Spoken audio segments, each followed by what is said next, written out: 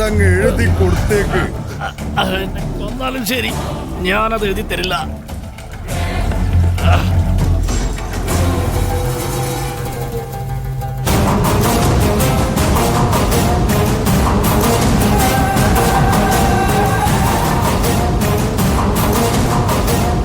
നടേശനാടാ, ഓരോ കാര്യവും അപ്പാപ്പം എന്നെ അറിയിച്ചുകൊണ്ടേയിരിക്കണം. പാർട്ടിയിൽ ഉന്നതരുടെ ഫോൺ കോളുകൾ പോലീസ് ട്രേസ് ചെയ്യുന്നുണ്ട്.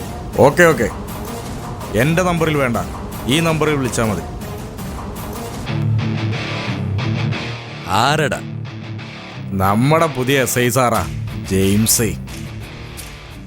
എന്താ പാർട്ടിക്കാരൊക്കെ ബഹളം വെച്ച് തുടങ്ങിയോ? ഏത് ബഹളത്തിനുള്ള മരുന്നും അവന്റെ കയ്യിലുണ്ട്. അതിനല്ലേ അവനെ ഇങ്ങോട്ട് പോസ്റ്റ് ചെയ്തത്.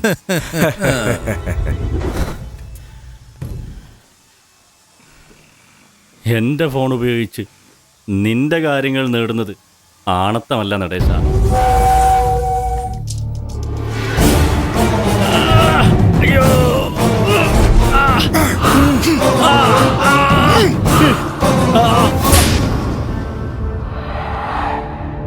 ആ വക്കീലേ, ലോ പോയിന്റ് ഒക്കെ കുറച്ച് കൂടുതൽ വേണ്ടി വരും. എന്തായടോ? കിട്ടിയിട്ടുണ്ട്. മതി. ഇനി എന്തെങ്കിലും അവന് കഴിക്കാൻ കൊടുത്തേക്ക്. ശരി ബാഷ്.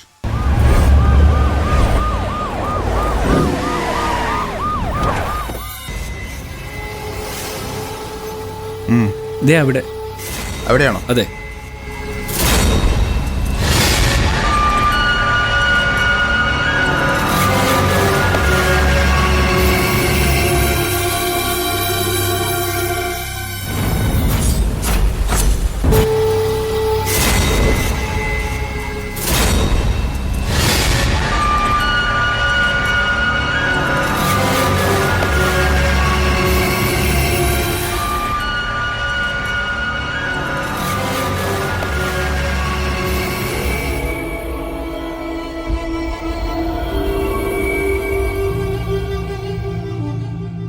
സർ,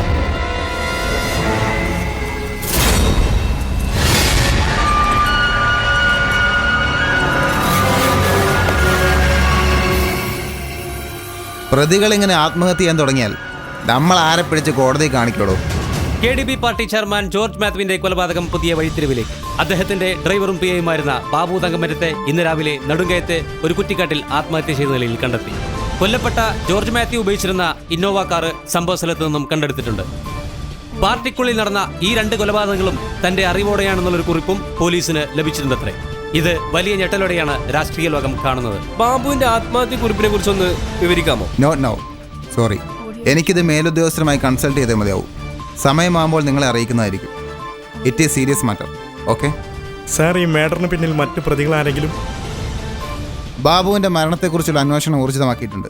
കൂടുതൽ പ്രതികൾ ഉടൻ അറസ്റ്റിലായേക്കും. ഇതുവരെ ഞങ്ങളുമായി സഹകരിച്ച പോലെ തുടർന്ന് നിങ്ങളുടെ സഹകരണം ഉണ്ടായിരിക്കണം. Thank you. സർ, താങ്കളുടെ സഹപ്രവർത്തകൻ ബാബു തങ്കമറ്റം ഇത്തരമൊരു പ്രവൃത്തി ചെയ്യുമെന്ന് താങ്കൾ വിശ്വസിക്കുന്നുണ്ടോ? പല മാന്യതയുടെയും പ്രതീകങ്ങളായവരുടെ മുഖങ്ങൾ പൊഴിഞ്ഞു വീണ ചരിത്രങ്ങൾ നമുക്ക് മുന്നിലില്ലേ. കൂടുതലൊന്നും ഞാൻ പറയുന്നില്ല. പാർട്ടിയുടെ പുതിയ ചെയർമാനായി താങ്കളെ നിയമിക്കുന്നതായുള്ള ഒരു ന്യൂസ് കേൾക്കുകയുണ്ടായി സർ. പ്ലീസ് എന്നെ വെറുതെ വിട്ടേക്ക്. ഈ കേസിന്റെ പുരോഗതിയെക്കുറിച്ച് IG-യുമായി സംസാരിക്കാനാണ് ഞാൻ ഇറങ്ങിയത്. ഇനി ആ ന്യൂസിന്റെ കൂടുതൽ വിവരങ്ങൾ അറിയണമെന്നുണ്ടെങ്കിൽ സമയം കളയാതെ കേട്ട ദിക്കിലേക്ക് തന്നെ പോകുന്നതായിരിക്കും നല്ലത്. പപ്പേട്ട, എന്തോ എനിക്കിതൊന്നും വിശ്വസിക്കാൻ കഴിയുന്നില്ല. നടേശനോടൊന്ന് ഇവിടം വരെ വരാൻ പറയൂ.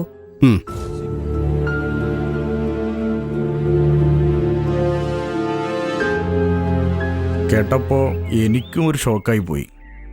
പിന്നെ അവൻ്റെ കൈപ്പടയിലുള്ള എഴുത്ത് കണ്ടപ്പോൾ ബാബുവിനും സാറിൻ്റെയും ഇടയിൽ എന്തോ നടന്നതായിട്ടുള്ള 1-2 മൊഴിയും അയാൾക്ക് ലഭിച്ചിട്ടുണ്ട് അത്രേ.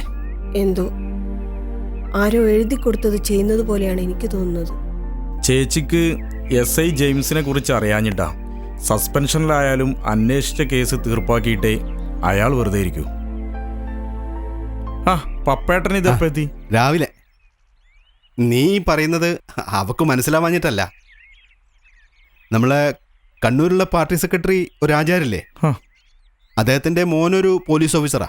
അവനിന്ന് മുഖ്യമന്ത്രിയുടെ കയ്യിൽ നിന്ന് മെഡൽ വാങ്ങുന്നത് കണ്ടപ്പോൾ തുടങ്ങിയ ഒരു ആലോചനയാ. അവനെ ഈ കേസ് ഏൽപ്പിച്ചാൽ നല്ല കഴിവുള്ളവനാ.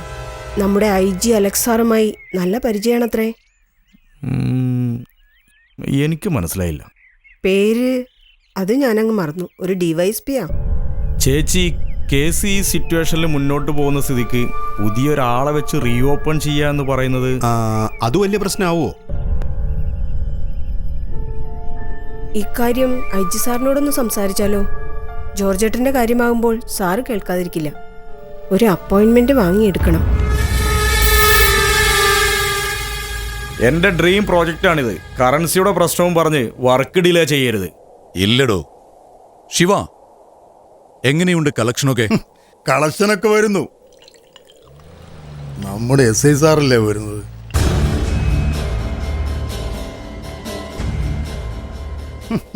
എന്താടാ മുഖത്തിനൊരു വലിപ്പ വ്യത്യാസം? ഈ കേസ് അന്വേഷിക്കാൻ ഇനി പുതിയൊരുത്തം വരുന്നുണ്ടത്രേ. ആർക്കാടാ പുതിയ ഇൻവെസ്റ്റിഗേഷൻ ചാർജ്? എനിക്കറിയാല, ഏതോ ഒരു ഉയർന്ന റാങ്കുകാരനാ. അപ്പോ തോളത്തെ നക്ഷത്രം കൂടും. മാനത്ത് ഒരുപാട് നക്ഷത്രങ്ങൾ കണ്ടു വളർന്നവരാ നമ്മൾ. പിന്നെയല്ല അവന്റെ തോളത്തെ 3 നക്ഷത്രം. വരട്ടെ. നിർത്ത്, വക്കീലിനെ വിളിക്കടാ.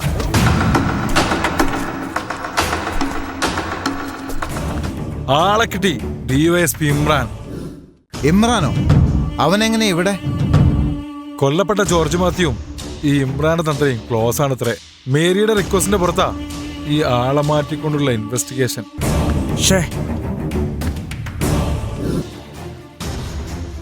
എവിടെയോ ഒരു കുരുക്കും മുറുകും പോലെ. ജെയിംസേ, നീ ആ കേസിന്റെ ഫയലൊന്ന് മാറ്റിയേക്ക്. കേസിന്റെ റൂട്ട് ഫേക്ക് ആണെന്ന് പറഞ്ഞ് തുടക്കത്തിലെ ഒരു സീൻ ഉണ്ടാക്കി വെക്കണ്ട. വക്കീലെ, ആരാടാ അവൻ? കൂട്ടം തെറ്റിയ ഒരു കൊമ്പൻ. ഡിപ്പാർട്ട്മെന്റിന്റെ ഡേഞ്ചർ സോണുകളിൽ അവനെ പ്രതീക്ഷിക്കാം ഏത് പാതിരാത്രിയിലും.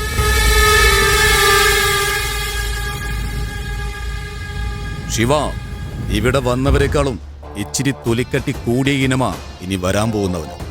തന്റെ കത്തിക്കിനി മൂർച്ച പോരെങ്കി നോ, അവനെ എനിക്ക് വിട്ടേക്ക്. അവനുള്ള കടിഞ്ഞാണ് അത് എന്റെ കൈ കൊണ്ട്. വാടാ.